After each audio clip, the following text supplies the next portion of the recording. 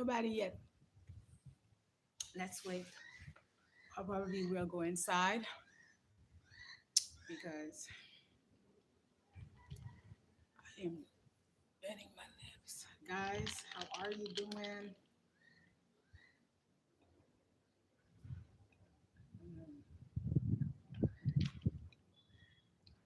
Today is a beautiful, beautiful sunny day. I can't push myself too much. Parce que the sun is blazing. Uh-oh, nobody. Mm. Nobody is here. Let's just wait and see. I didn't tell you guys that I was going to go live, but I did tell you guys that after Easter, maybe I should take this off. I'm getting hot. Maybe I should take this off. I was filming. I was filming for Bijou Lakai. And, but this is making me a little hot. So, nobody is here 1 minute into it. All right, well, let me talk. Let me finish my juice because I feel dehydrated.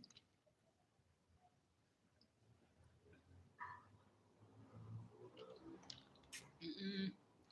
I think I'm going to switch my chair. Mm.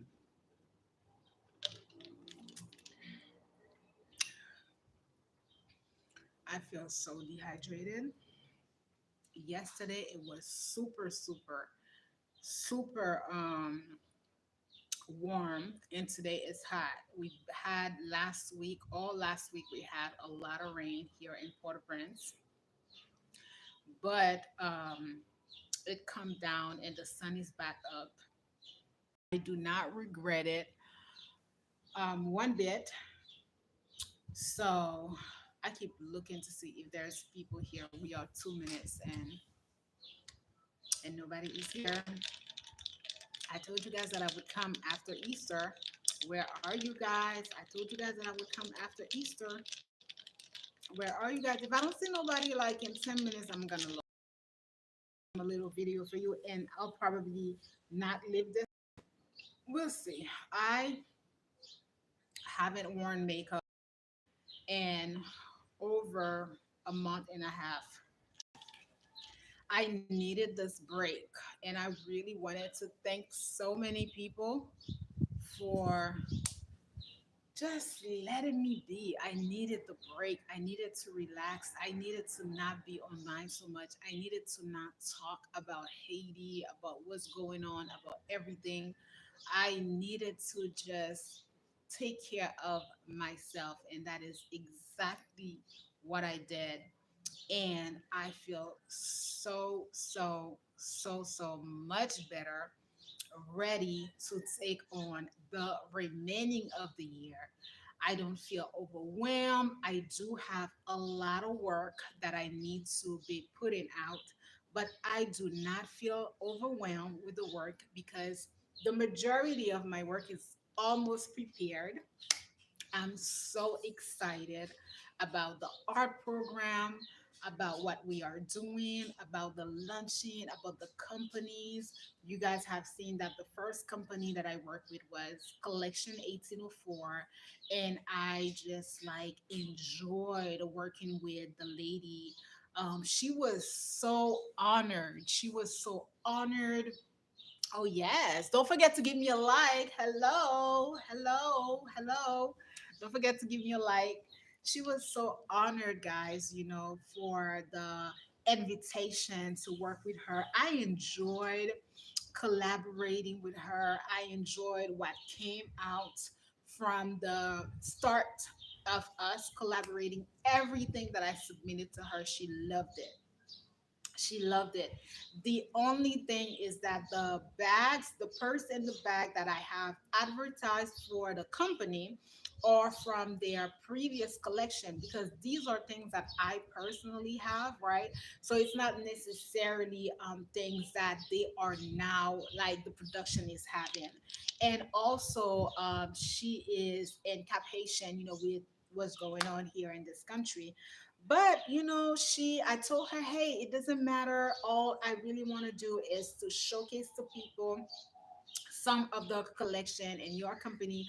And everybody wrote to me regarding the coral purse that you saw that I had. So I am really, really enjoying the art program, because I made a video for you guys before coming live. So you guys, those of you that are subscribed to this channel, you are going to see the video. And on the video, I was saying how um, on the video, Jean-Charles. Bonsoir Jean-Charles, comment ça va? Bonsoir, bienvenue sur la page. So, on the video that I made for you guys, I was telling you guys how I've always envisioned myself to be a creative director, right? Because that's really what I love to do. I love arts and I also love to create. And I tell you guys this constantly. Everything that you see that I do, it doesn't matter if I'm doing it. Tu parles français? Oui, Charles, je parle français. Oui, je suis haïtienne. Je vis en Haïti et je parle le français. Et toi? Et tu vis où? Tu es d'où? So it's just always it surprised me how a lot of people who come on this live when I'm on this channel, a lot of them tend to be from France, right? La majorité des gens qui viennent sur le live, quand je fais le live, le nord de la France.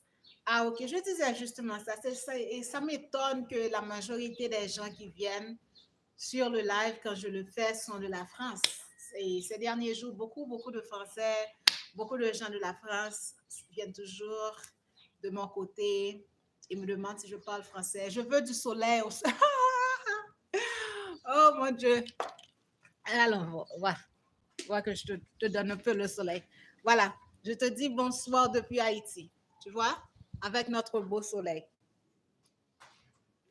Je te dis bonsoir depuis Haïti, avec notre beau soleil. C'est ce qui me retient en Haïti. Ça, aujourd'hui, il fait réellement chaud. Je te dis déjà, il fait très beau. Merci. Aujourd'hui, il fait réellement chaud en Haïti. Il ne fait pas encore chaud de ton côté? Il ne fait pas encore chaud de ton côté et on est déjà en avril. J'imagine qu'il pleut. Probablement, il pleut beaucoup de ton côté. On avait beaucoup de pluie la semaine dernière. Beaucoup de pluie en Haïti. Mais depuis dimanche, depuis après la Pâques, c'est beau pour nous.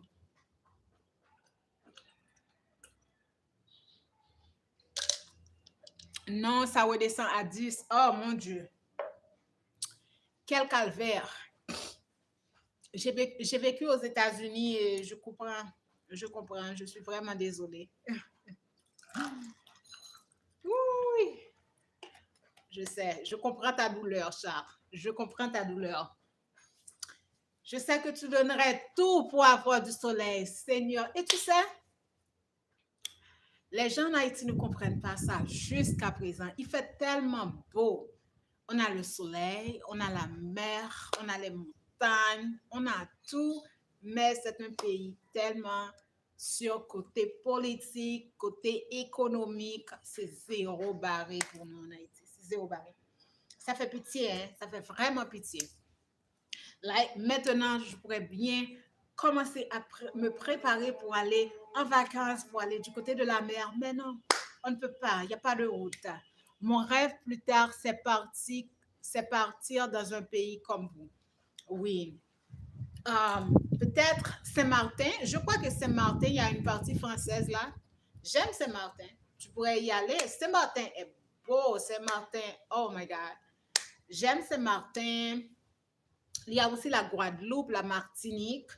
J'aime pas trop Barbados. C'était un peu comme... it was like... J'ai pas trop aimé les Barbados. Mais Saint-Martin, j'ai jamais encore visité la Guadeloupe et la Martinique. Je compte y aller. Sinon, cet été, du moins l'an prochain, je veux vraiment visiter la Guadeloupe, la Martinique, tout ça, les îles caribéennes qui sont beaucoup plus française. Je vais m'abonner à ta chaîne. T'es rigolo. Oh, merci, mon amour. Merci. Je suis à la frontière belge. Ah, tu es loin là. Tu es très loin. Tu n'es pas tout près de Paris si tu es à la. euh, si tu es à la frontière. Israël ou Palestine? Palestine, pour moi. Toujours Palestine. I don't have any problem.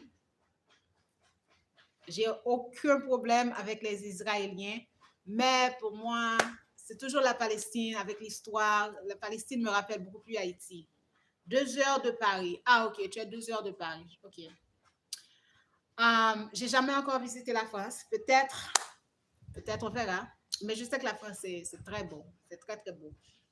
Une ville ancienne, tu vois. Mais je sais, j'aime pas trop la pluie, le froid. Mm-mm. J'adore les cultures. Moi aussi, Jean-Charles, j'aime beaucoup les cultures. J'aime lire. Je suis passionnée de l'histoire. J'aime beaucoup, beaucoup l'histoire. Et je suis très, très, très passionnée de l'histoire. J'ai beaucoup lu j'ai beaucoup lu. Je ne sais pas si tu aimes lire, mais Philippa Gregory, c'est une excellente écrivaine. Je crois qu'elle est anglaise et elle écrit tellement de beaux, oh my God. J'ai tout lu, La Reine Margot, euh, quoi d'autre? Il y a Les Trois Mousquetaires, mais j'aime beaucoup plus lire les histoires qui parlent des rois, des reines et de tout, de la France. Quand votre reine est morte, j'ai regardé. Je charge, j'ai pu regarder parce que I'm so passionate. Like, j'aime tellement l'histoire et surtout, par exemple, de la France, les reines, de la façon, j'adore ça. Donc, quand la reine Elisabeth, quand elle est partie, tout suivi. J'ai tout suivi sur l'Internet, j'ai regardé le protocole. C'est ce que j'aime. Et je regarde aussi beaucoup avec l'Afrique, mais c'est triste de voir, par exemple, pour nous, en Haïti, on a presque plus de culture, quoi. Tu vois, il n'y a pas de protocole. Tu vois ça? Mais par contre, quand je regarde, par exemple, quand j'ai suivi le décès de la reine Elisabeth, le protocole, la façon dont les gens, like, le protocole, c'était, tu vois, la statue, de statues, comment on pourrait dire, les étapes. On voit que la personne a un grade. Je sais que l'événement n'est pas beau parce qu'elle est morte, mais c'était, wow, j'ai tout suivi. Tu aimes bien la mode. Tu regarderas sur Internet la ville de Caudry. On fabrique dans mon boulot de la dentelle et du tulle. Ah oui, je vais regarder sur Internet. La ville de Caudry. Je devrais écrire ça. La ville de Caudry. Je dois me rappeler de ça. J'adore la mode. Charles, je viens tout juste de lancer un programme parce que je suis directrice d'une agence de représentation en Haïti et je viens tout juste de lancer un programme d'art et je faisais tout juste avant de venir et live, j'étais en train de faire des vidéos pour le marketing pour cette compagnie. Ils font des bijoux, ils font des bracelets, des colliers, quoi. C'est une compagnie haïtienne et je fais un partenariat avec eux pour que je puisse faire le marketing et l'advertising de leurs produits. C'est pas la seule compagnie, j'ai déjà lancé, j'ai travaillé avec Collection 1804 pour Haïti. Donc oui, je suis tellement contente, tu dis, ah, j'adore aussi. Ah oui, mais qu'est-ce que vous faites dans ton boulot? Tu dis que vous faites de la dentelle et du tuile. Contacte mon patron. Ah, écoute-moi, Charles, mais envoie-moi un email, comme ça je pourrais rester en contact avec toi, on ne sait jamais. Envoie-moi un email. Tu m'écris sur, écoute, je vais te dire en anglais et je vais appeler pour toi. C'est Youth Agency International at gmail.com. Youth, Y-O-U-T-H, Agency, A-G-E-N-C-Y, international International, pas de. OK? Il n'y a pas de là-dedans parce que c'est international comme en anglais, donc il n'y a pas de. À commercial gmail.com. Tu me fais savoir si tu as l'email. OK? Tu peux aussi me contacter. Tu peux aussi t'abonner sur ma page d'Instagram, c'est Youth Agency International HT. Si tu t'abonnes à cette page, Charles, quand j'ai fini avec le live, je vais monter sur, comment dirais-je, le post, je vais tout écrire pour toi. J'aimerais bien regarder ce que vous faites là-bas avec ton patron et tout, et puis on ne sait jamais quoi. Moi, j'adore la mode. Et écoute, j'adore la mode, j'adore les choses qui sont un petit peu excentrique, mais différent. OK? Différent. Par exemple, le programme et d'art dans lequel je travaille. OK, donne-moi donc. Attends-moi, donne-moi. Je vais noter. Attends-moi.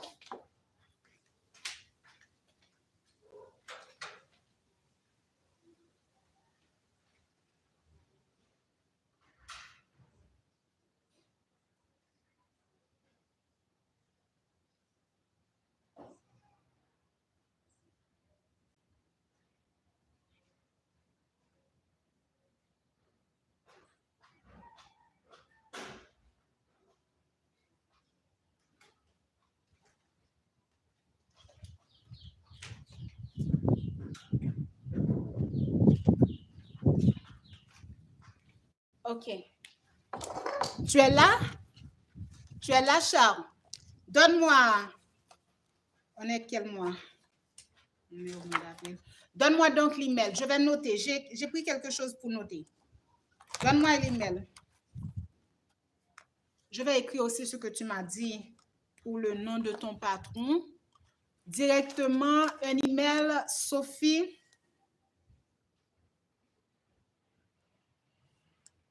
Alette Caudry. OK, mais tu peux m'envoyer l'email. Envoie-moi l'email. La ville de Caudry.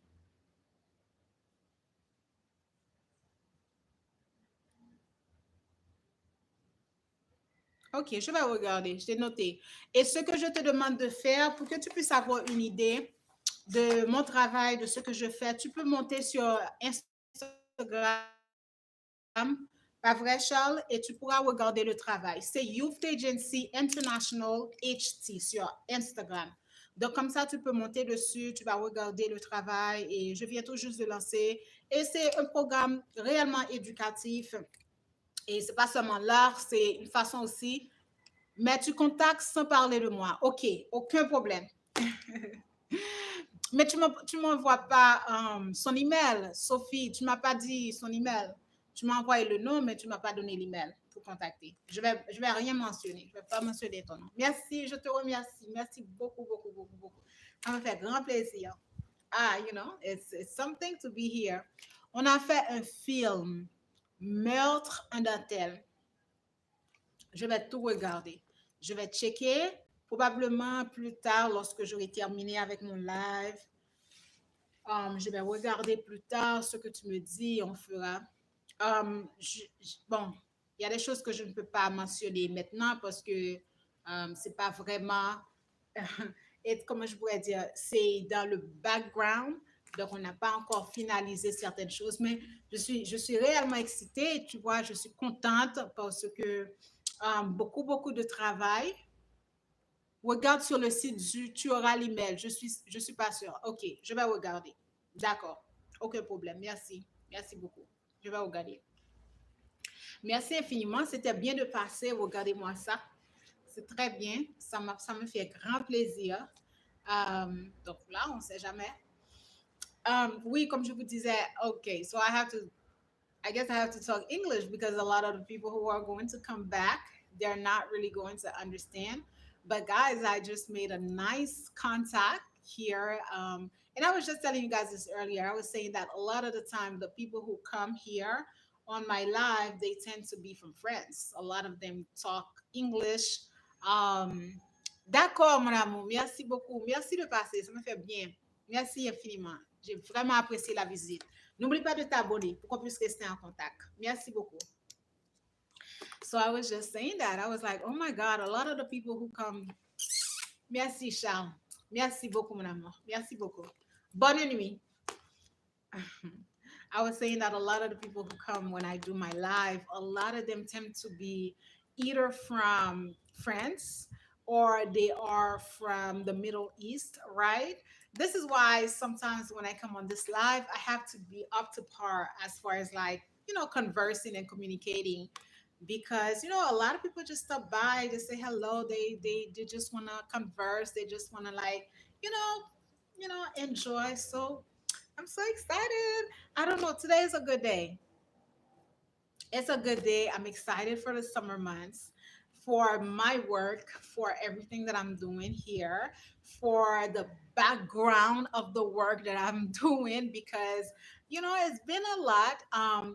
Then my networking is amazing. The way that I communicate, the way that I'm connecting with people, the way that I am making sure that people are knowing. Yes, I'm so sorry about that.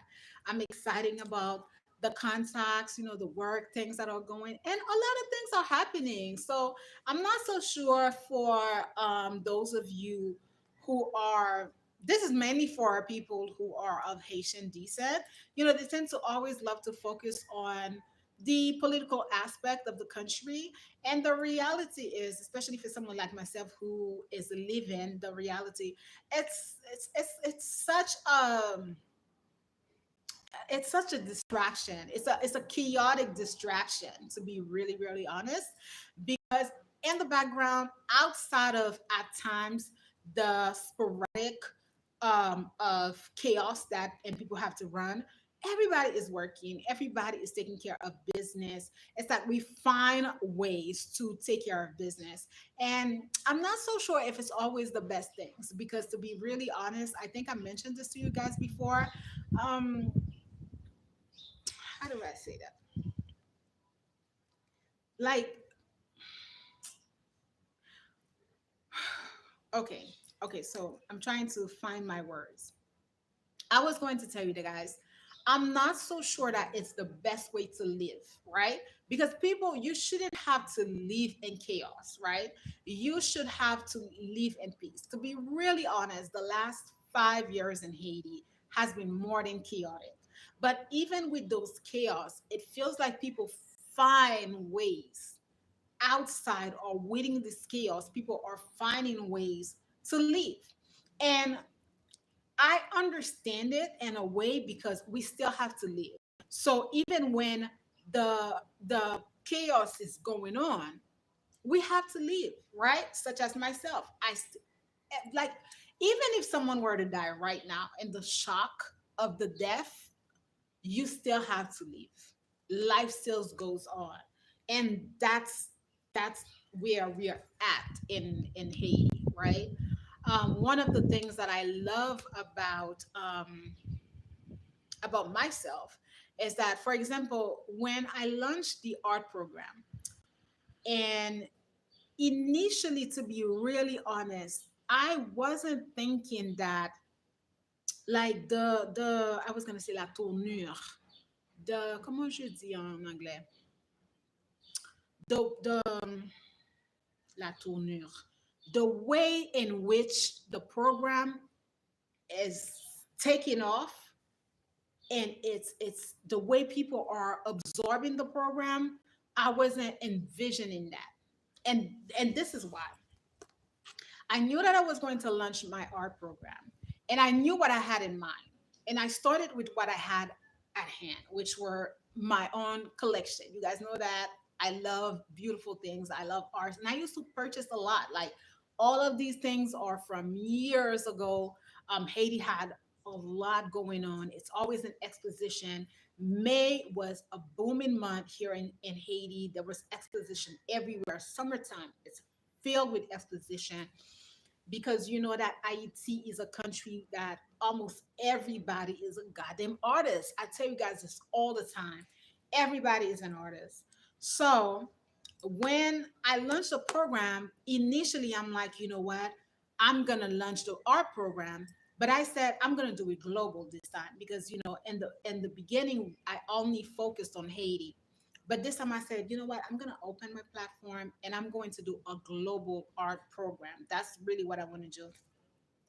But I started with what I had in hand, and a lot of the things that I have, I started with Haitian collections. And this is what the program did that I did not anticipate. It's kind of like it's reviving, right? It's a reviving people. And this is why sometimes, guys, you should always go with your guts and you should always, always, always do what you have to do. Because when I contacted Collection 1804, I'm telling you, the woman almost cried. She was so emotional. She said to me, "You have no idea." She said, "When I see someone, like when I introduced myself, I was supposed to start with another product. But the other product that I was going to start with, the outfit that I wore wasn't so springy. And the purse, it's a clutch and it's gray. So I said, I don't want to start with that because I want to launch spring. And I felt like the other outfit that I had was more appropriate for the spring, and it was collection 1804. So in the beginning, I was like, I only was going to launch the project through the youth agency, like all the back end work that you guys saw, the details of the company. It really came by talking to her. As I was talking to her, and she was so, listen, this was a perfect collaboration. She was just amazing. So when I started to tell her about the project and I sent her the pictures, the lady was, she, I don't even have the word to tell you how she was. She was just so emotional. She said that, oh, she was amazing.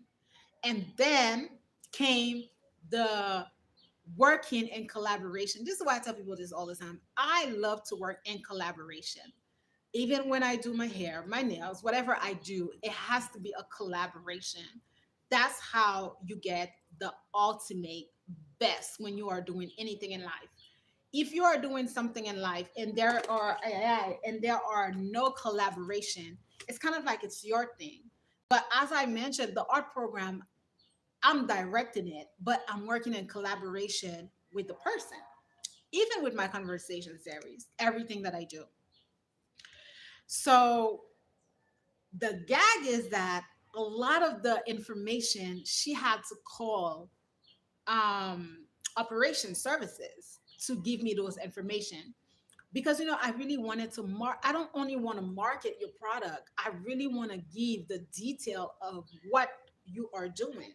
So I needed information about the purse, I needed information, the right sizing, what type of purse it is, what is the material that you are utilizing to do it. So I'm so excited, right? I'm so excited. But this is the other challenge of the work, because those companies that I have, like some of the purse, the people are not in Haiti anymore. They're not. And some of them, it's kind of like, I don't even know. This is why I say everything that I do, it's more spiritual than anything. Like, it doesn't matter. Anything that I do has a very, very spiritual component. The reason behind it is because one of the women doesn't even do that anymore. Like, I don't know. The displacement, people leaving Haiti, going somewhere else, the displacement makes people, it can drain you. And then it can kill your creativity, right? Especially for people who were either living in Haiti and now they're living in the northern side of a country. So it's great, it's gloomy. And it's like if the person doesn't have the support. So this one woman, she wasn't even doing it anymore. And when I reached out to her, it felt like a cold water. Like I just splashed water in her face, because she was like, I was sitting here and I didn't even know what to do. She was like, and then here you come. She was like, it's God who sent you. So I'm excited. I love art. I love art. And like I said in the video that I made for you guys, it's not only when you are saying artists, when we are saying creativity, I really want you guys to understand that it doesn't stop with jewelry. It doesn't. It doesn't start with jewelry. And the art program is here to to like give you the platform. And it's when I talk about art, baby, I talk about art. I talk about poetry. I talk about writing. I talk about books. I talk about short stories.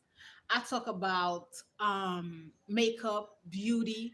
I talk about clothes. I talk about hair, anything that is artsy, right? Anything that is artsy. And we support you. We not only do the marketing, we also, if you want to have a mentor with that, like if you have the art, like maybe you are a writer, but maybe you write, you do free writing, right? Let's just say you just write, but you can combine your writings and short stories and create a novel and present your novel. So music too, yes, babe. Music too. Anything that has to do with art. With music, I'm not a musician. However, what I can do with you is support you in listening the beats, and it's supporting you in the creative as far as like, okay, now you have the music, video. What are you doing for the video? Because what you want to understand is that now, I was saying this to someone that I've been working with for 1 year who refuses to understand my concept, is that if you are going to work with artists, right? There are so many new things going on right now in terms of like availability for any individual not to work with a mentor, not to work with a coach, not to work with a promoter. I literally saw Nico's baby, who happens to be a Nigerian young woman, right? But I've been following her here on the YouTube, the way she was able to only on Instagram, what she did, and I don't even think she had it in mind. This is where the naturality, the authenticity comes. I really don't think that Nico saw her life blowing the way that it did. But she start first, she was on YouTube. And this is why it's important when we are utilizing the internet to understand that we got to be in every platform, because every platform doesn't work in the same manner, and every platform has its own thing. So Nico's just started to do like short videos, and she posted it. Nico's living, just showcasing her life, just showcasing what she's doing. She's going around, but her personality, it's all about the authenticity. Nico has a beautiful personality. She has the personality that everybody want to be around. Not everybody has those type of qualities. Her that just blew up, right? And from there, next thing you know, she came out with a single. She came out with a whole new single. And you understand that she didn't have to outsource. She didn't have to look for a promoter. She didn't have to look for a coach. And this is how, if for someone like myself, if I am working with an artist, I'm looking at the now, the new things. What are young people or people doing now?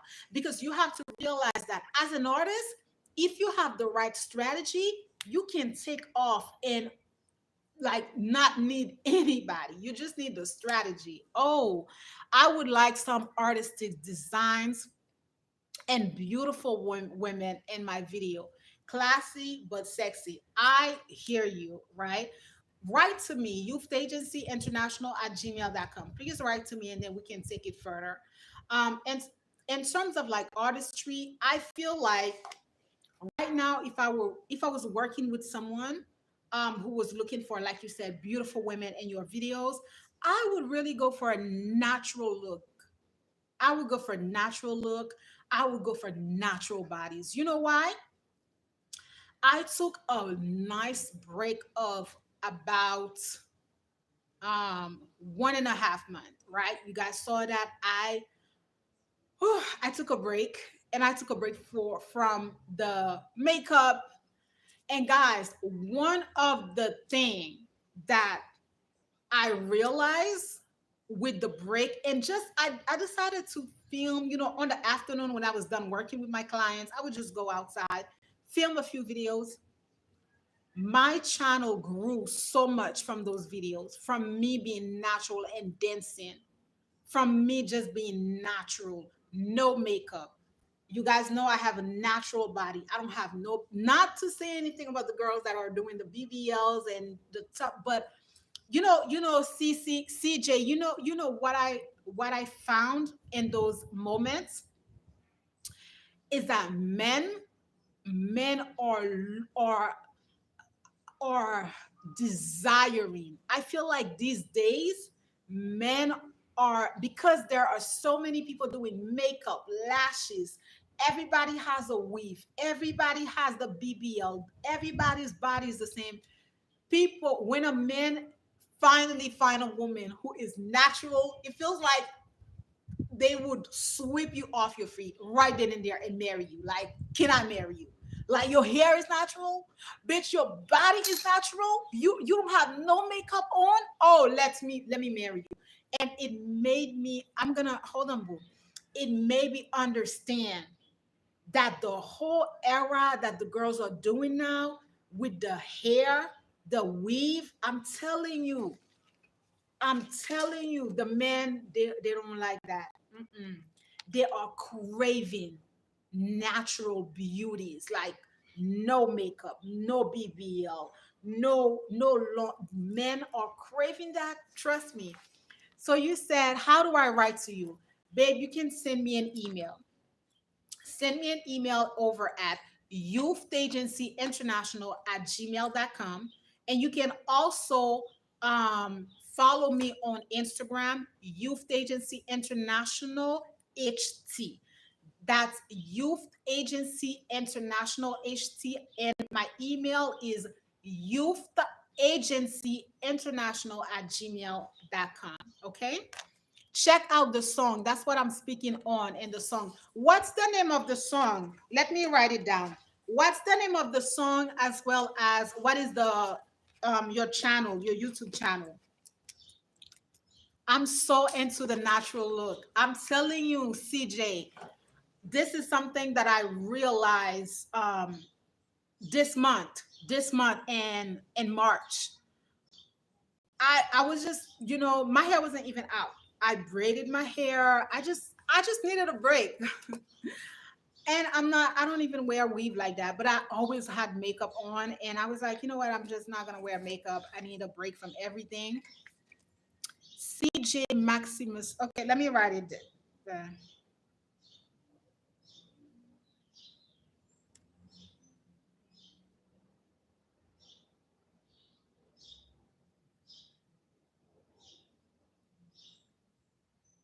Golden Spice, is that the name of the song? Golden Spice?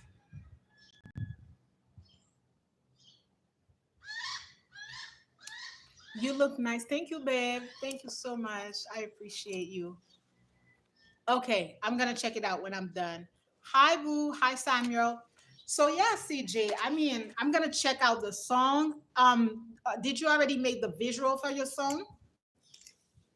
I'm gonna if you want some support with the visual, when you write to me, we can work on that. But I'm telling you, men are craving, and if you are going to go into video, I'm all into I like visuals for videos, right?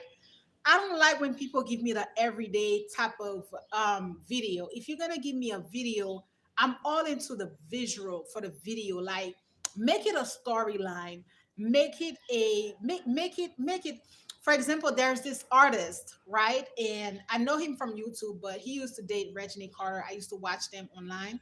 And one of his song, "Wish You Well," oh my God, When he came out, Armin Warren, when Armin came out with the song Wish You Well, the visual, I said, oh my God, it was it was top of the line. It was top of the line. How are you doing today? I am doing excellent, Monsieur Samuel. I am doing, I don't know, are you a guy? I am doing excellent. Thank you so much. I am doing well. I feel well. I feel rejuvenated. I feel happy. I feel blessed. I feel healthy. So I am doing really well. Thank you so much for asking. How are you doing today? How are you doing? So yeah, I love visual guys when because I don't anything that you do in terms of like arts, even when I do my conversation series on Instagram, there needs to be kind of like a storyline. Like you don't want to lose people with what you're doing. You don't want to like you want it to be that someone is watching. You want to be hello that someone is watching. Franzi, how are you doing, my love? How are you, babe? How have you been? I saw your email, Funzi. The email came a little late. I didn't really catch it, but I wrote back to you. I hope you were able to get the e-guide. Thank you so much for being here. Yes, guys. So you don't want to lose people when you are doing something. You want to make sure that when you are doing something, like even if the person comes in the middle of what you're doing, they are following through. Right? That's how come if you are a writer, that's how come you are an excellent writer.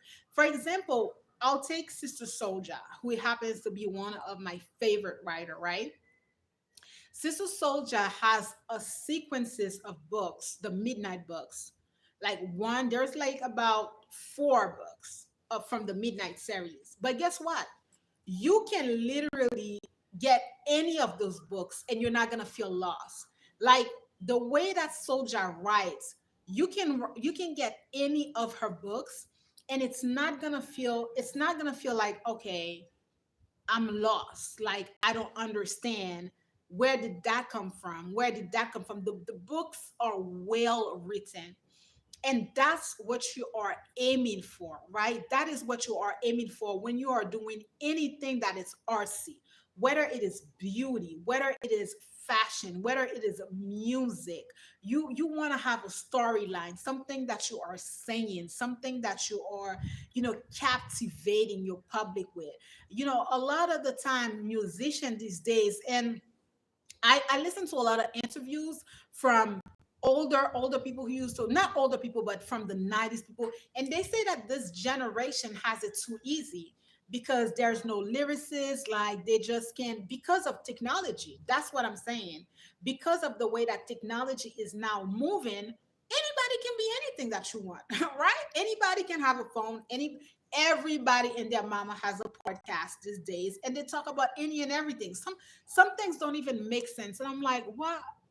Are we serious? Who's talking about that? Is that even a subject? But people have access to the internet and anybody can do that, right? Exactly. Very good author. I read The Coldest Winter Ever. I have all of her books except her latest one because I'm here in Port-au-Prince. I think I could look for it. We have libraries here, but I haven't read the last one. Coldest Winter, mwah, bad book. I'm telling you, that's how I got hooked from her. CJ.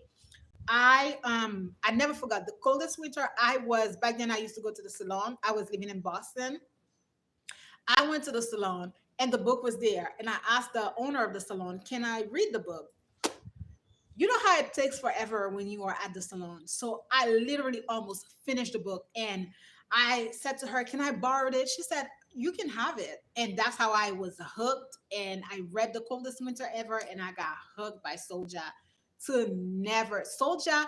And I'm not so sure if you know how she writes, right? The way that Sister Soldier and the it's not only Sister Soldier, it's almost every excellent author.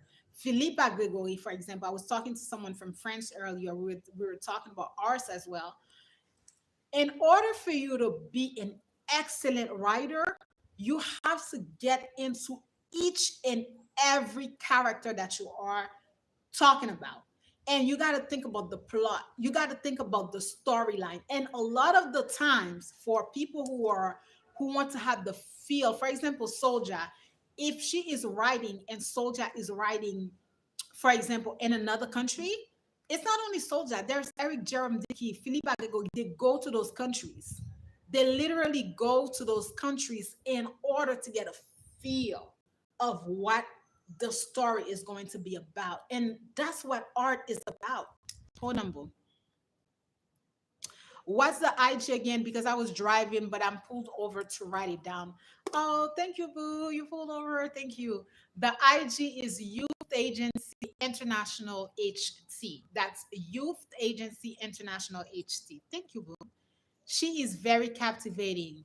Donald Goyne is very good to read a lot of his book. I never, let me write the name down. I never read Donald. Mm-mm. Let me write the name down. I'm gonna check out the books. Did you get the IG? Soldier is really, I mean, have you ever read since you like Soldier, the Witch Datika, she is more of a she's a Haitian author, but if you like Soldier, you're going to love it, Witch Datika. They are, because Edwidge Jatika is from Haiti, a lot of her books tend to many be stories that I would say have to do with Haiti, but you're gonna love. If you love Soldier, you're gonna love Edwidge Jatika. You're really gonna love it. And it's great. It's great for us. For example, I recently started to read African authors, and I have an amazing book inside that I read about 2 years ago, and I will do a review on that because when you read it, not only expand your vocabulary, it also gives you a feel of other places. For example, a lot of the people, if I have a conversation with someone, a lot of people think I'm well traveled because my mind is so kind of like expand, but it's because I've been reading since I was a little child. Like my parents instilled that in me, and I love to read. Have you read Things Fall Apart by who? Things Fall Apart by who? I love that book, and I barely read fiction. Oh, Things Fall Apart by who? I don't think I've read it. You speak well. Thank you so very much. Thank you. That's a very good compliment. And you're not the first person who said so. I think that um this year, because one thing that I do, I run a mentorship program. And last year when I did the summer accelerator program, one of my clients had a lot of difficulty to communicate, right? And she told me that that was a blockage for her, even with work. She is working on a project, and I never realized, and dealing with people, mentoring, this is what is Shinua Ashebe. No, give me a second, Mufasa. Let me show you the book that I'm reading. Hold on.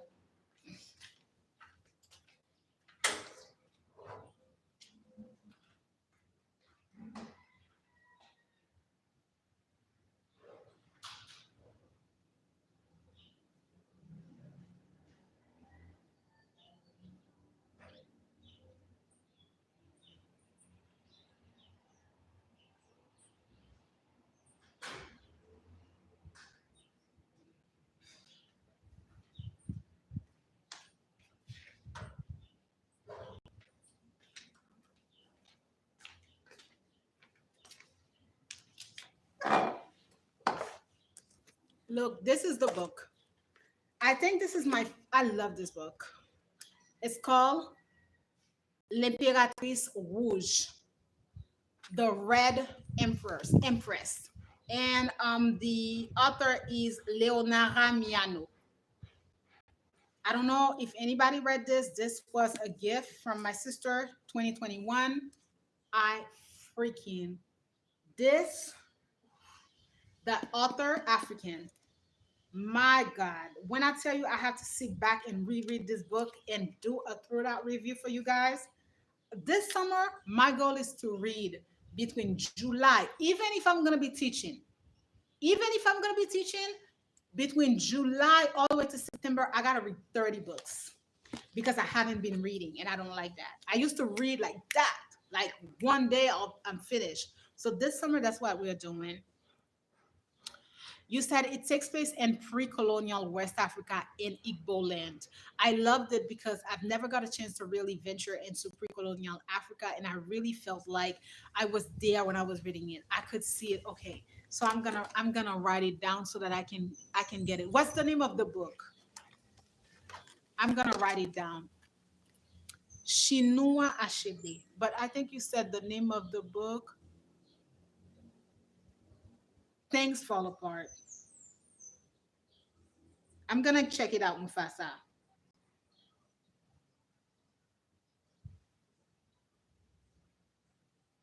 Let me write the Chinua Achebe. Okay. I'm gonna check her out. I'm gonna check the book out. Things Fall Apart. Thank you so much. I'm gonna check it out. Just because you said that you felt like you were there. And that's my type of thing. Like when I read this book is really good, guys. It's in French though, but it's so good. I have to reread it so that I can do a good review. And I don't know, like now that we're talking about writings and things like that, I've been meaning to teach a writing class, like because I can really teach about writing, and also one other project that I'm getting that I want to close down the year for. Last year, I worked on my e-guide and I loved it. It was a personal goal of mine.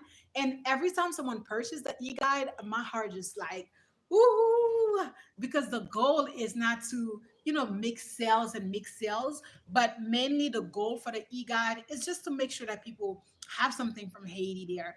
And one of the things that I do when people purchase the e-guide is I go back and I ask them, did you like the e-guide? Did you feel like I missed something? Did you feel like I could have added something? And two people told me that they felt that it wasn't so descriptive. You know how I do my videos and things that they just, I guess they felt like they wanted more details into the e-guide, like they wanted more explanation. But what people are failing to realize is that it's just an e-guide. It's an introductory. That's what I say. It's not the e-guide is not there to give all the inside, all the ins and outs. It's the e-guide. Let's just say that somebody come across my channel, my YouTube channel, and they're like, oh my god, they watch one, two videos from the older videos from Haiti, and they are interested, but they would love to learn more, right? So instead of, okay, CJ, I see you. Okay, when I'm done.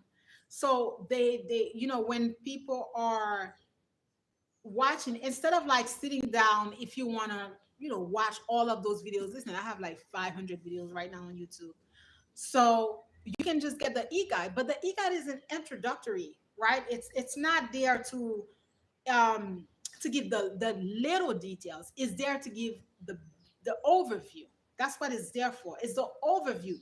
So I remembered, because when I talked about so thank you. Thank you. I just saw it. Thank you so much. When I'm done, I'm gonna check it out and reply to you. So when people say to me that they wanted more details, but you forget that also the e-guide is to, in a way, lead you into signing up for a consultation, right? So I'm not, it's a e-guide. I'm just giving you the bigger line.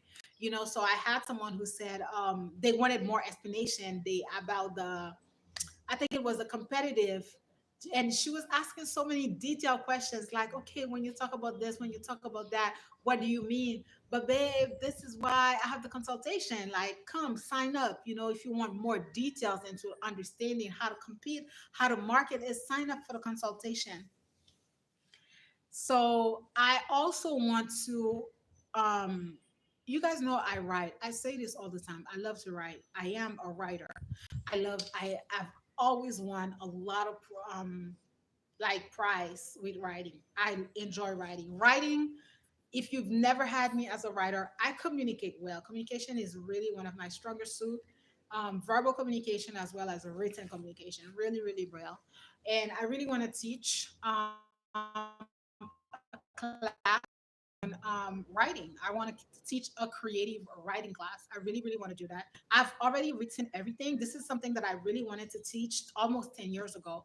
And that's one thing that I really want people to understand. A lot of the projects that you guys are seeing that I'm putting out, I'm just really dusting everything in. Everything I had it before. And one of the reasons that I chose to mentor people is because I never had a mentor. I was saying this to a friend of mine, right? Do write under the same name. What do you mean by that? What do you mean that? Do I write under the same name under Daisylove83? Is that what you mean?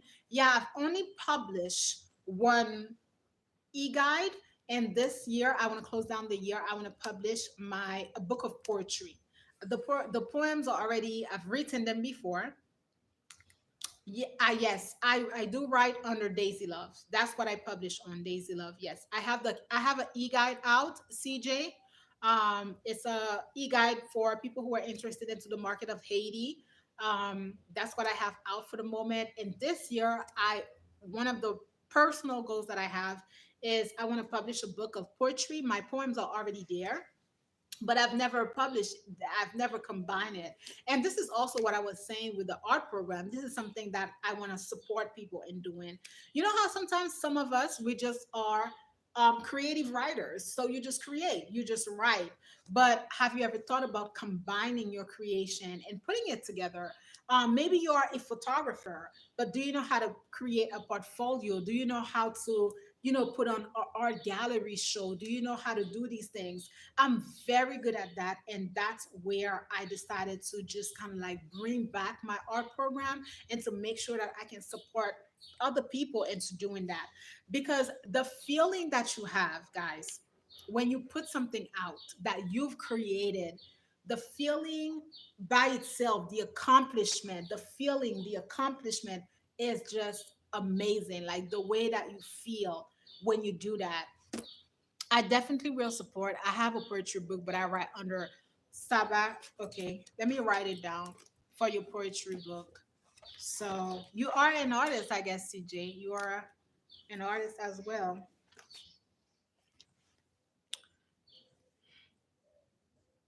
Where can I find your poetry book?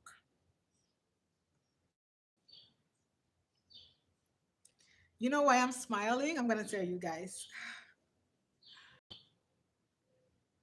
Let me tell you why I'm smiling. Listen, it's on Amazon. Okay. What's the name of your poetry book? I'm gonna check it out too. I'm smiling because let me tell you, I never publish my poetries because they are so personal, guys. Or- Like they are very sexual and very explicit.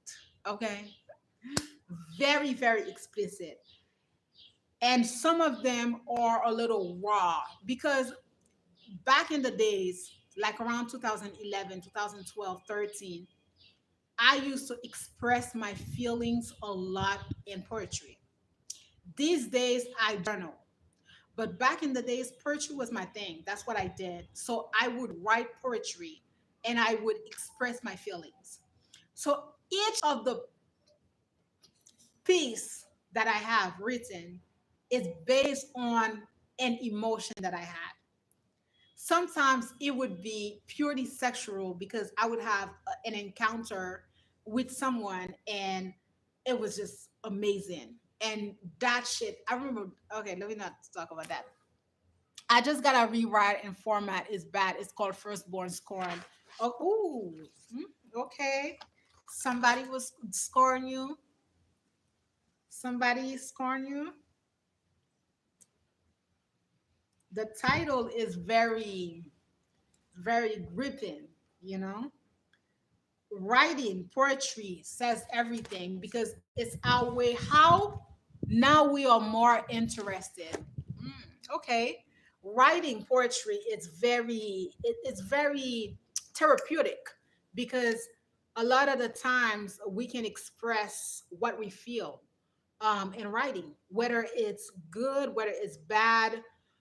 This is why I tell people, holding and hiding your emotion can be so detrimental to your soul because you don't get to fully express.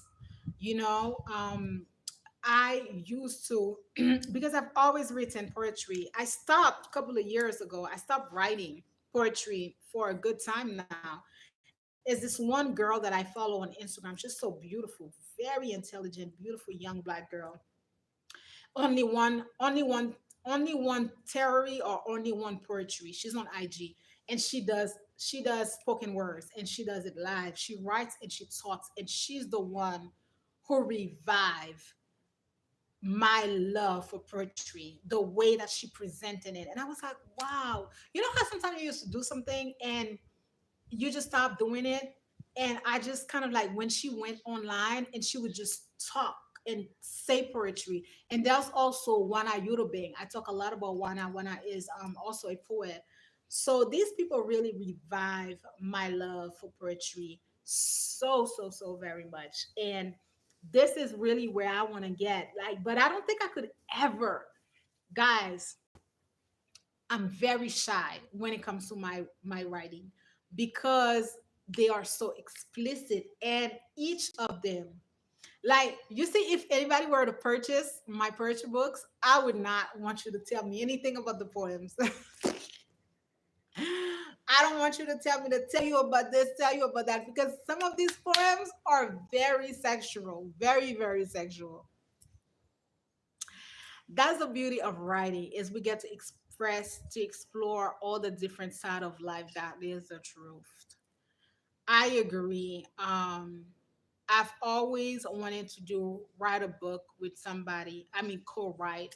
Oh, I never thought about that. I don't know if I would want to co-write about anybody. My younger sister is also a writer. She writes a lot of fiction, and you see, I don't write fiction. Even with my poetry, I don't write fiction. Like, if I were a writer, I would be a writer who can write about, you know, memories. For example, this period of Haiti, this era, I am so going to be writing about that down the line, because this is an era that no Haitian person should ever forget. It should go into history books. It should go everywhere. And I feel like generations to come, between 2018, especially 2021, with the assassination of the president of Haiti, moving forward all the way to 2030, bitch, this has to be written down. And I will be writing about that. I also have another book that I started to write. Oh my God, you guys are making me think that I actually have work to do. This is all the things, like, you guys are really making me remember that I have work to do. Because what publishing my e-guide did for me last year is that it reminded me of everything that I've written that I've never published. And one of the things that I said that this year I wanted to do was to work on those, books and publish them. And I have a book that I've written about Haiti in 2011, and I never finished it. It's not even completed. The name of the book. I don't even want to give you guys a name. I don't want people to steal it. I started to write it. And this is why I talk about good mentorship. And the way, because I told you guys, I'm gonna read your comments. The way that I write, I told you guys that I don't write fiction. And I remembered, for the book that I've started to write about Haiti, I was interviewing people. So it would be like short stories of interviews of everybody. I remembered I interviewed my father. I interviewed my aunt who used to live there, my father's sisters. I interviewed a teacher of mine who was heavy into politics back in the days. So I have all of those interviews, and I decided to combine them. And it was to, wow.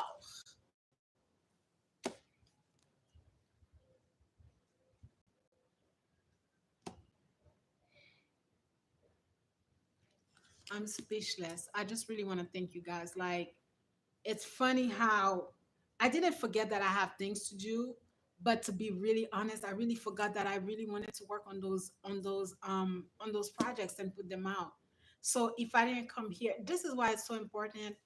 When I take a break, I take a break, but when I come here, like, I really want to thank you guys. Like, it's never a dull moment. I'm either connecting with people and thank you so much. Why did we fail as a nation? That's the name of the book. And you know why I never completed that book? I never completed that book because I remembered, and this is all stemming and going back to how I always felt like my mother stopped my flow. You know, maybe she didn't mean harm, maybe she did, but my mother really, really never wanted me to have anything to do with politics in Haiti. But it has always been natural. And why did we fail as a nation? I remembered clearly, I remember the day that I was interviewing my father. And my dad is the person who really coached me in politics. So we sat there and I'm asking him all those deep questions about politics in Haiti. And my mother is not so far away because she's in her room and she's listening. But back then, I couldn't see how my mother's impact on my dad, both of them, because not so long ago, I got called for a position on the Haitian government, and my father didn't agree about that, you know. So it's like both of them when it comes to politics with Haiti. But I remember when we finished our interview, and my dad, the next day, he came inside the room and he said, I want to talk to you about something. He said, you know, the interview that I did for you, and he told me, I don't want you to put it in the book. And I said, no, why wouldn't I put it in the book?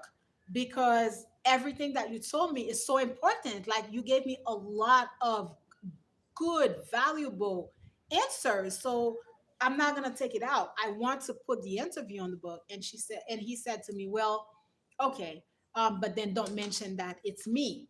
Don't say that don't say that it's me. But I remember his sister, my aunt at the time, because it was right after the earthquake. It was in 2011. That was so my aunt used to be here with us because her husband had died on the earthquake. And I remember when I presented the project to her, and my aunt said, "You are so intelligent." She said, "I really think that you are. How do you say super doué?" She said that your intelligence is above the common people. So she said, "Your mind, Rebecca, is." I never forgot that. She said, "Your mind is just it's really really big. Like, you have a lot of intelligence." So one of the reasons that I got discouraged, and this is why, for those of you who have children, hold on, guys, I'm gonna read all the comments. For those of you who have children, guys, I cannot stress this enough. If you have kids, you cannot clip their wings, because I literally stopped. I didn't continue with this project because of what my dad said. Like, I started to doubt myself. And I was like, why did he tell me that he didn't want the interview to be a part? Like, I started to doubt myself and I started to be afraid. Remember what always say about fear. Like, I started to feel like, okay, maybe I shouldn't talk politics. Maybe I shouldn't talk about that. Okay, maybe I shouldn't publish the book. Okay, maybe I shouldn't do this. You know, all these things, questioning, like, why did, just a simple thing. And now, looking back, I'm probably sure that he came in the room to tell me that because my mother probably said to him, "You should," because she's been saying that, she was saying that the longest of that time. She probably said to him, "You should not be, you know, coaching her into politics. Look at those questions. Now she's saying that she's gonna write a book, she's gonna do this, she's gonna," like, no. And I'm probably sure this is why he was like, "Hey, you know what? With the interview that we did, slow down a little bit." And that kind of like messed me up. So this is why, if you've noticed that those last 2.5 years, I just focused. So that's what I've been doing, like with the youth agency And I've said to you guys a long time ago, I said I'm going to reinvent things. And anything that you guys are going to see that I'm putting out, it's nothing new. It's nothing that I am doing now. It's everything that I've done 10 years plus ago. And I'm just revamping. I'm just taking it back. I'm just looking at it and I'm like, oh my God, I can't believe that I did that. Thankfully, I have my USB and I have so many projects. I'm telling you, those 40s is gonna be like, I'm telling you. Okay, so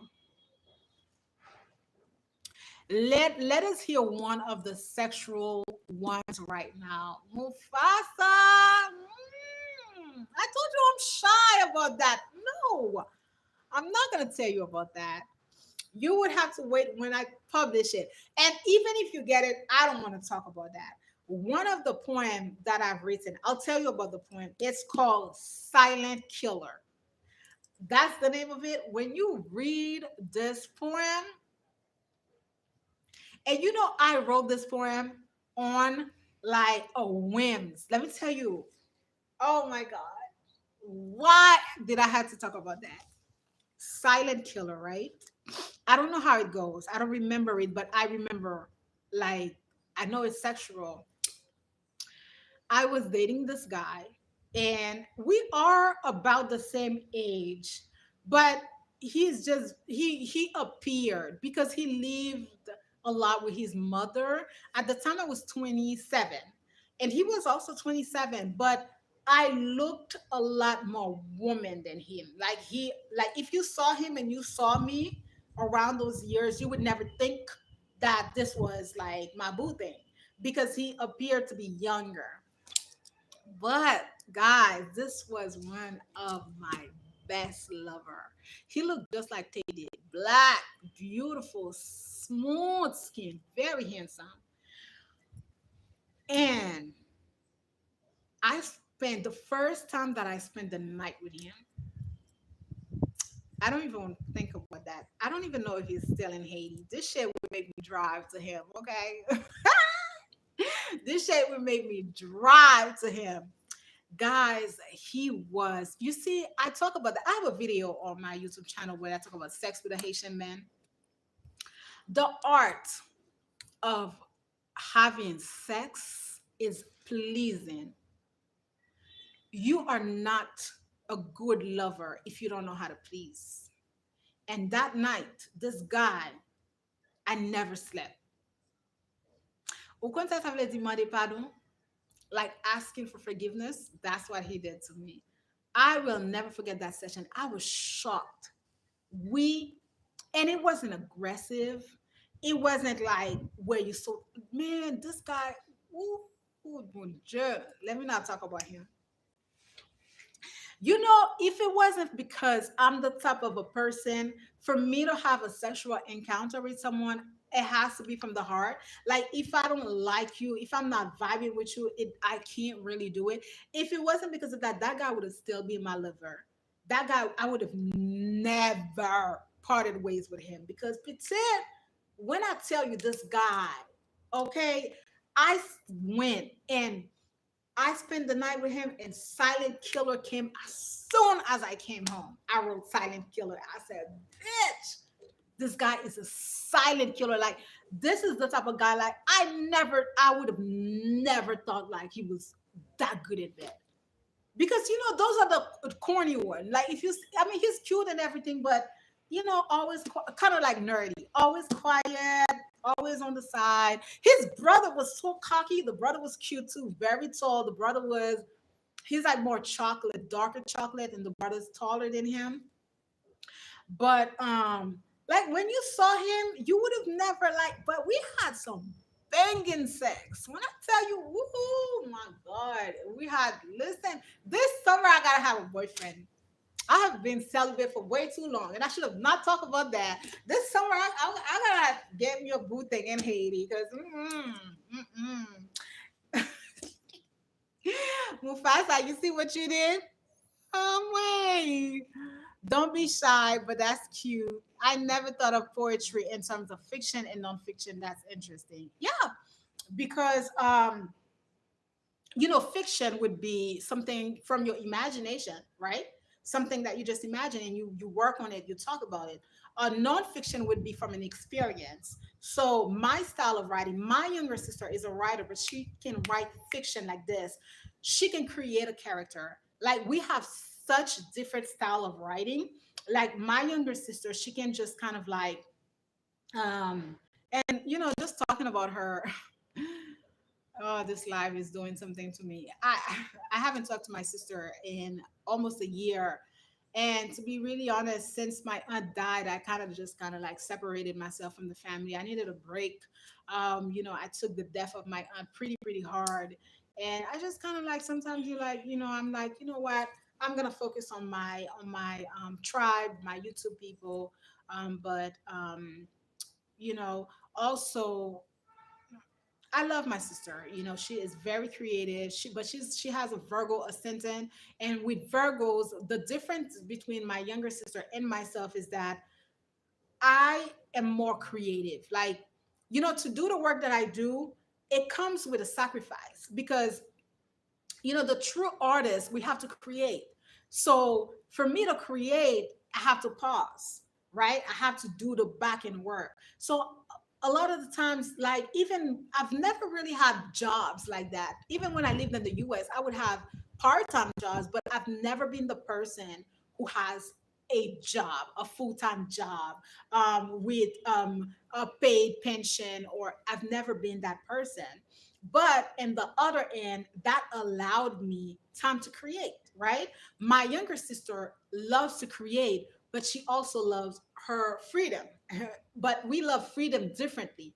My freedom is, um, for example, my freedom is to be free. And to be free for me is to not feel caged. To be free for me is to do what I'm doing now, to be able to live in my country, to be able to wake up when I want to be able to create and earn an income from that and build myself up. But for that, I need a foundation. And my foundation has been to still be living with my family, to have the support of my family, have the support of people like you. You got to give to get. But if you are looking at life like, okay, you know what, I want a banging car. Okay, you know what, I want to buy my house by the time I'm 30, 4, 25. That means that you have to make the money. So for you to make the money, you got to work. And that's where my sister's at. I feel like my younger sister, she wants that independence of knowing that she's always been the most independent one out of all of us. But it kills the creativity because guess what? You want to have your own place. I don't have any problem with that. You want to do that, but you can't put the project out. You can't put the things that you love out because you want that independence. You want to be able to live in your own. Like you want that, but something has got to give in life. If you want to, that's why sometimes a lot of people bloom in their 50s, their 60s, because then it's kind of like I'm gone, I'm retired and now I can work, right? But I'm not like that. Like I'm just looking at life like, no, I'm not going to waste all my beautiful years and then start to work when I'm like 40, 50. No, I'm not doing that. So I prefer, I'm more of a free spirit. So anyway, I think I came into that because we were talking about fiction and nonfiction, and I was describing my younger sister's style of writing, which is a lot more fiction. So she can get into any character's mind and give you that type of book. I that's not my style. I'm more of a anything that I write comes from either a place of emotion or something that I've lived, right? So I don't write necessarily nonfiction. Yeah. So you said this is very interesting. I think I'm re-inspired to write again. Oh my God, CJ, I love that you said that because I was the one of the person that I really wanted to interview in part of this conversation series that I host on Instagram is this guy. His name is Don Clitandre, and he's an author. And I talk about Don all the time. And I'm always going to talk about him because his story is very interesting as a writer, as an individual. Don is from Haiti, and then he left Haiti really young to go live in Brooklyn.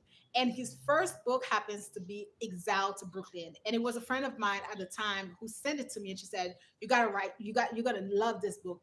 Read it." So I read it and I fell in love with his writing to the point where when he wrote his second book, he sent me a personal copy. And one of the things that I love about Don's story, and I really wanted to invite him, but Don is an introvert. So he gave me a personal interview, but he unfortunately he cannot come on the conversation series because he told me he doesn't like to talk in the public. But one of the things when I was talking to him, he said, and I was telling him about the second book, what it did for me. And it's also one of the books that I gravitated to during my the hardest part of my grieving process, my aunt, and I was reading it slowly. And it's the style of writing that he has. And CJ, he said the same thing to me. He said to me, "Oh my God, like listening to you talk about the book, listening to you talk to you about my the what the book did to you, make me feel like I wanna." Because this is the thing. He got married, and of course, um, like he was more of a nomad. So with now he's a family. He still travels a lot with his family, but he also has to work as a husband. And sometimes it's kind of like, and I feel like that's a gift, CJ. I really feel like that's a gift that I have. I do have a gift to bring out people's passion. It's kind of like if you have something inside of you and it's been sleeping for a long time, I really, really feel like I have it in me to bring that out. So for you to say this, I'm so honored. Thank you. I would love to read your story. My story, Silent Killers, is that on Amazon? No, I haven't published that just yet. Mm-mm. I love the honesty. Mm. Yeah, we need to talk offline. Is the coast clear for me to visit Haiti now? Mufasa, my love. Mm. If you want to visit Haiti, I don't know what to say about that. To be okay, the safest thing for me to say is no, it's not. It's really not. We still have everything going on. And the upcoming days, Mufasa, I will be live on my Instagram on DL Consulting, probably early in the morning, because I'm still trying to find a best time to go live the way I used to go live for you guys. For the consulting page. Back then, I did it every Wednesday evening. So I don't know if I'm gonna go back to it on the evening or if I'm gonna do in the beginning year I did early in the morning because I would be working from the youth agency and just jump there. So I just have to find the time to come back online for the consulting and kind of brief you guys about Haiti and what's been going on. But no, this is the thing. To be really honest and to have the safest side, if you went into any US embassy, they will tell you Haiti is on a red zone, almost orange. With President Trump now qualifying the gangs of Haiti as terrorists. So I will be talking about that in a live because it changes the tempo for Haiti a lot. And I mean, listen, we are already 1 minute in, 1 hour and a half in. I will be talking politics very soon. So the safest thing for me to tell you right now is no. However, I just feel like for people who really want to come to Haiti, or if you have, let's just say, if you have something to do, not to visit just to visit and walk around and do the, although you could. Didn't the African tigress came? Although you could. To be really honest, guy, nothing is stopping in Haiti. Nothing is stopping in Haiti. So if you can find a safe way to come to Haiti, you could. Trust me. Because nothing is going to change right now.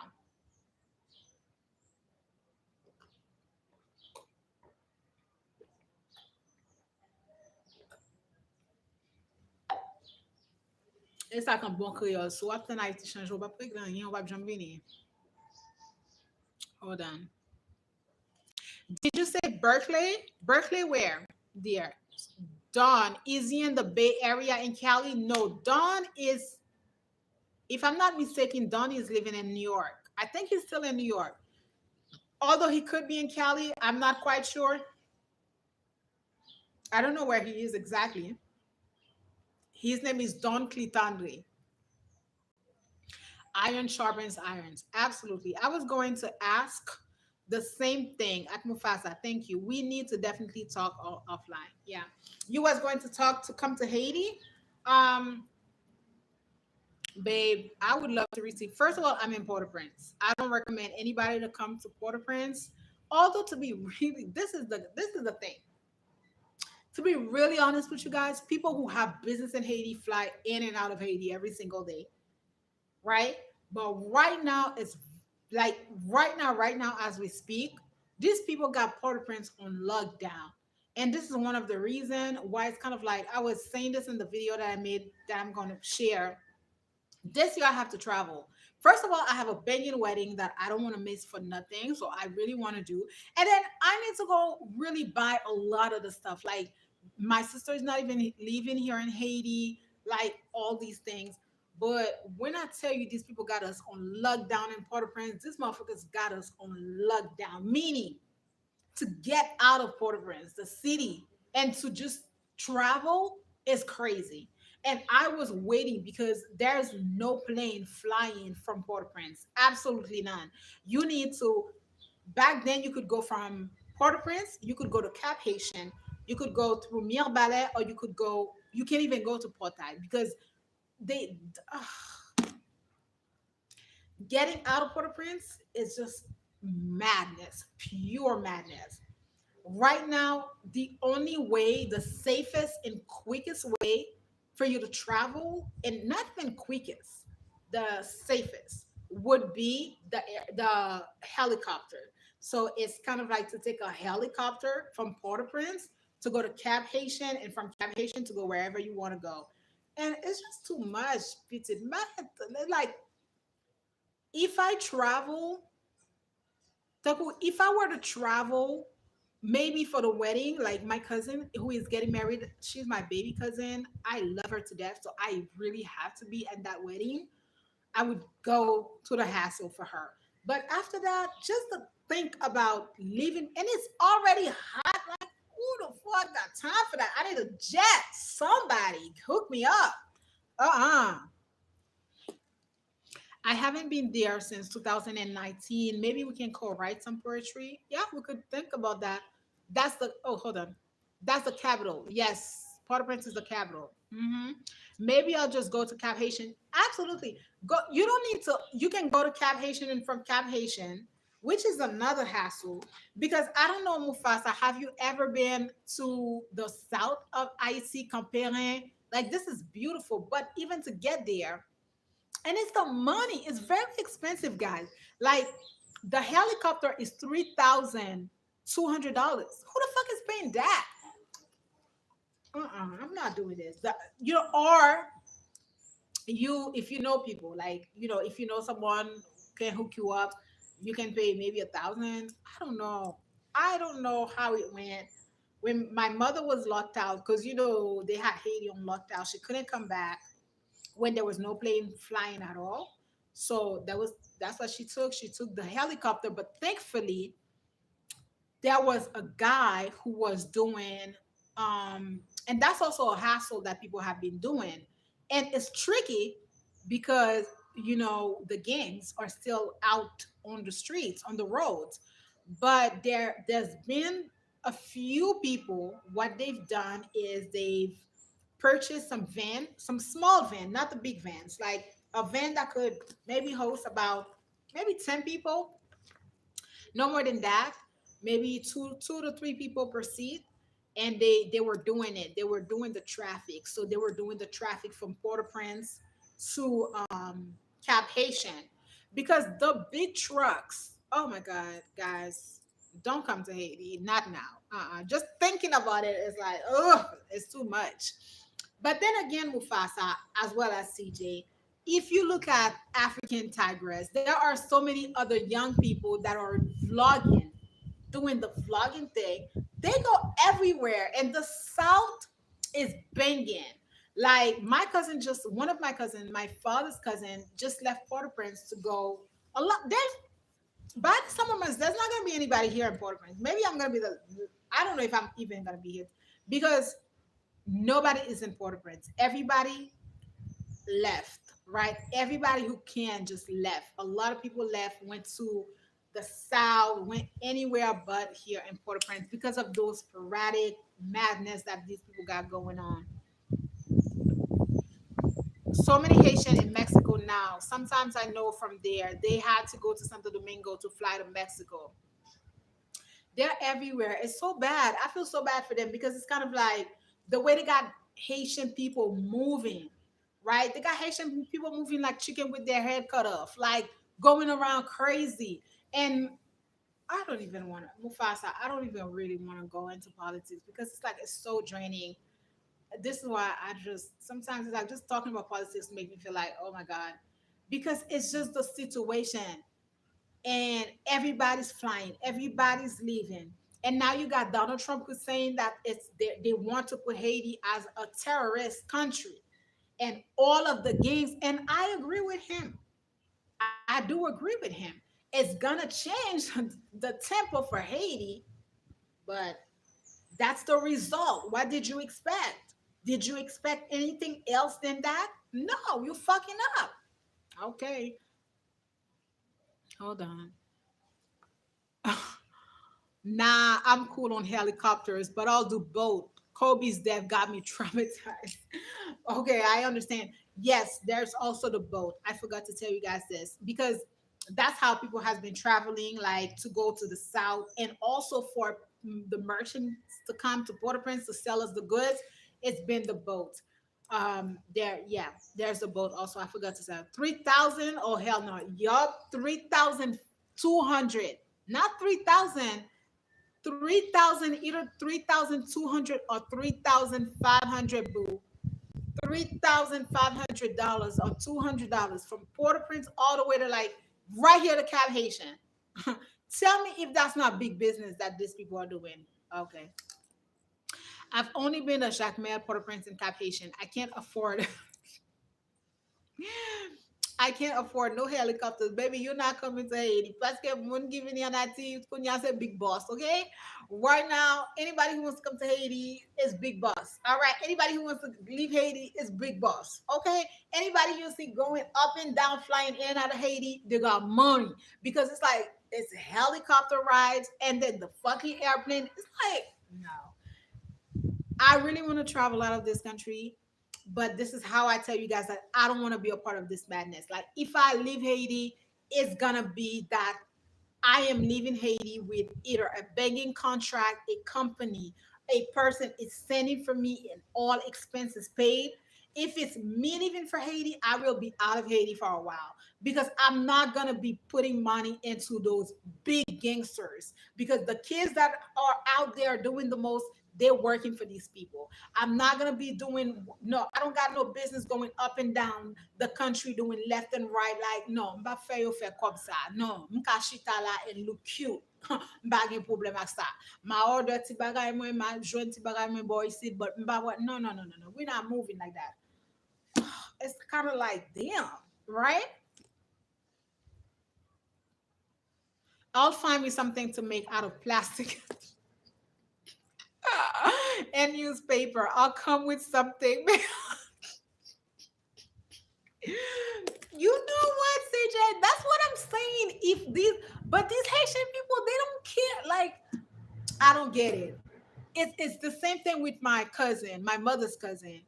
Let me tell me why this guy has two, three kids. They all 20s, early 20s. His wife is in the States, but it's kind of like you're not sick. You don't have any like you okay. Yo, every other month this motherfucker wants to travel, and the last time he couldn't even come to Port-au-Prince, he was stuck in fucking Cap Haitian. They asked him for $4,000 to come to Port-au-Prince. $4 fucking thousand to come here to Port-au-Prince. And I'm looking at it like, see, this is the thing with these people also. This is why I tell you Haiti is a funny place, and this is why this shit is going on in Haiti. Now you got me all goddamn, you got me all fired up. You guys got me all fired up with this political shit. A lot of these people now, it's kind of like, I feel they're trying. You see how CJ said, I'll find me something to make out of plastic. And no, who in their right mind is going to pay those fees? Only the Haitians. It's kind of like the way they are now. They gotta keep up with they gotta keep up the status quo for their freaking corrupt government official friends. Like, oh yeah, I travel. Yeah, we're gonna take the helicopter. Oh yeah, not pour helicopter. We don't have a problem. Helicopter $3,600. Like this is how this situation is going on in Haiti. This is why you got all these money coming. Tell me how many countries have you ever been to? Have you ever known? Even a country in Africa, even with any other country that you think they're going through the same thing, the money flow. I've been telling you, the money flow that goes on in Haiti is crazy. The people who are controlling this madness, these people are multi-billionaires right now because nothing is stopping the Haitians from living the lives that they are accustomed to living. So, bitch, they're flying just like it's like a nothing. And it's like flying, are you flying out to be out of the country? Because if I'm flying, like I said to you guys, a lot of my family members that keep harassing me to tell me to come, I don't even really fuck with them like that because it's like, come for what? I don't need to have, I'm fine. Bagging problem. The Do you understand the purpose of a vacation? It's relaxation. The purpose of traveling is I'm traveling to another country. The purpose of traveling to go visit any other place is to make it accessible. Am I right or wrong? Excuse this, okay? They were washing stuff this morning. Am I right or wrong? It is to make it accessible. So right now, anybody who wants to travel out of Haiti, it's a headache. It's a headache. It's just the hassle of it, the stress level. And if you're traveling with fucking kids, that's another level of headache. It's hot. Motherfuckers are dirty, right? Sometimes you stay in those airports for 2 to 3 days. You don't shower. Like, who is going to be doing all of that? No, the people that are traveling in and out of Haiti are part of the gangs. They are also gang members. Why am I leaving? To go where? No, if I'm leaving Haiti, it's gonna be two ways. It's either going to be that I am attending a particular thing that is big and they are sending for me.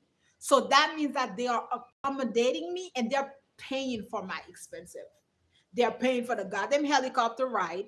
They're paying for me to go to Cap Haitian. They're paying for the hotel because when you leave Port-au-Prince, you go to Cap Haitian, you got to stay at a hotel.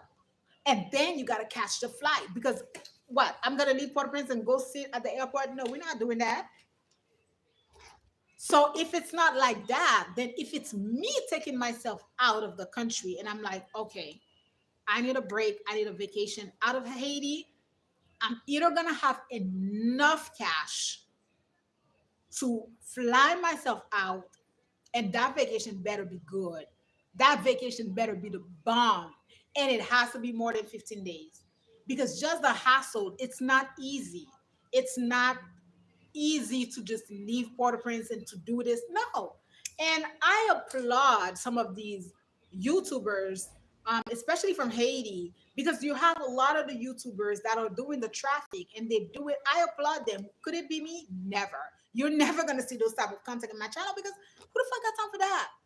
You think, oh, when you see these YouTubers and they're outside and they're showing you Haiti, they're showing you the street, they gotta make a living. It's also a big money for them. Their viewership is there, right? So they're getting a lot of views, and it's nice. But they go through a lot. Don't think that what you're saying. You got to thank them for showing you how things are done. But babe, it's a hassle. Okay, it's a hassle. People are not really always telling you the truth about the back end. Coming to Haiti, doing from going from place here to place here, It's a hassle, and I look too cute to be doing all of that. If I'm leaving my country to go anywhere, I will be leaving my country either on a vacation. I'm taking myself. If anybody wants to see me, but you see me right here online. If you want to see me, all expense paid on you. I'm not lifting. You even going to find me a way to leave this house to go wherever the helicopter is going to take me, because I'm not putting myself through the stress. I'm not doing that. So I have been just paying attention and waiting for when Port-au-Prince Airport is finally going to be open. I did hear that it was supposed to be September. Hopefully it is. Then I can take myself out. But I'm not doing all of that. I'm not putting money in people's hand. I'm not being part of what they got going on. And if everybody was doing the things that I was doing, trust, this madness would have not been going. Big boss, I like how you say that with the accent.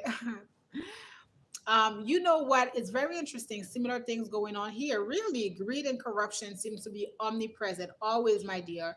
Right? Vacation is supposed to be relaxing, but not stressful. I'm telling you, vacation in Haiti, like leaving Haiti, this is how come you have so many people who just left to never come back, because it's like just a hassle, right? You got people who had their kids in the US, but they were still here in Haiti. But just because they closed the airport in Port-au-Prince, they gotta leave here to go get the goddamn helicopter. Then when they get to, or if they're not taking the helicopter, they gotta get on those buses, right? Those big buses, and the road is so bad that when they do what you say in Creole, I think it's called transport day. So everywhere that they get, they gotta stop and out of the bus and walk or take a motorcycle. So you got all those luggage. Let me really put you on game. So you got all those luggage on a motorcycle. A lot of people don't know how to sit on motorcycles, right? Oh my God, I'm only at 15%. I have to log in. A lot of people don't even know how to like be on those motorcycle, right? And then when they get to Cap Haitian, they gotta stay at a hotel and travel out. Who got time for all of that? If only, if if you could live anywhere in the states, where would you live? I haven't visited all the states, but like, okay, I love New Orleans. However, New Orleans looks like it's a place with a lot of like like there's not a lot going on there, but New Orleans looks very interesting. I love New Orleans. Um, I like I flew. I love Atlanta, but I don't know if I would love to live there because it's so expensive. People are saying that it's very expensive. At this particular moment, the United States is not in my radar, but if I had to live in the United States, as in make a living, I don't know where I would live because it's mixed, right? With everything that I have going on in terms of like the youth agency, the art program, if I was still doing that, it would have to be somewhere like New York, somewhere like LA, somewhere like definitely not Florida, but somewhere that is popping. But let's just say if I had a more of a calmer life, like if I was a mom, if I had kids, it would be somewhere in the Midwest with a town with very little people, a lot, just somewhere like that. Like I don't think that I would. I'm more these days. I'm more into the quiet life. Like even with Haiti, I tell you guys this all the time. There, I've been working so much in the background. The whole Port-au-Prince and is ghetto. I don't got the time for the ghetto ness. Woo! I had a good time chatting with you guys. So, anyways, I'm back. My battery is at 15%. So I have to go charge my phone. I will see you guys probably on Sunday if I don't have a conversation series. If I have the conversation series sometime next week. Thank you so much. I enjoyed chatting with you guys. I had fun. Follow me on my Instagram, and I will see you guys, if not Sunday, then definitely next week. Oh, dang, your phone on 15. Don't forget the Instagram. I would love to shop it up with you. Yes, I will go on Instagram, and I think you send me a message and add you. Good afternoon. Bye guys. Thank you so much for being here.